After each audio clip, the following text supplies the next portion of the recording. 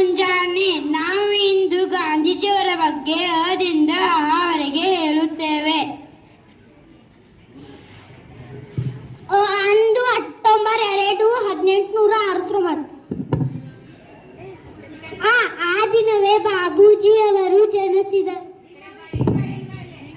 ಇವರ ಪೂರ್ಣ ಹೆಸರು ಮೋಹನ್ ದಾಸ್ ಕರಮಚಂದ್ರ ಗಾಂಧಿ.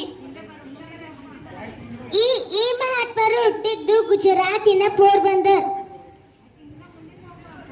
ಉಸಿರು ನೀಡಿದವರು ತಂದೆ ಕರಮಚಂದ್ರ ಗಾಂಧಿ, ತಾಯಿ ಪುತಲಿಬಾಯಿ.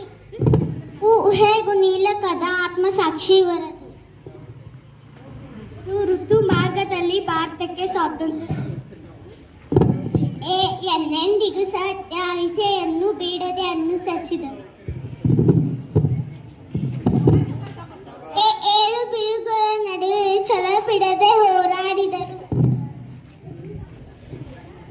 5 ಸ್ವಾತಂತ್ರ್ಯಕ್ಕಾಗಿ ಉಪ್ಪಿನ ಸತ್ಯಾಗ್ರಹ, ಭಾರತ ಬಿಟ್ಟು ತೊಲಗಿ ಎಂದು ಉಪ್ಪಿನ ಸತ್ಯಾಗ್ರಹ ಮಾಡಿದರು. ಒಗ್ಗೂಡಿಸಿ ಎಲ್ಲರನ್ನು ಮಾಡಿ ಇಲ್ಲವೇ ಮದಿ ಎಂದರು. ಓಡಿಸಿದರು ಬ್ರಿಟಿಷರನ್ನು. ಭಾರತ ಔಚಿತ್ಯಪೂರ್ಣ ಹಾದಿಯಲ್ಲಿ ನಡೆದು ಅಮರರಾದರು.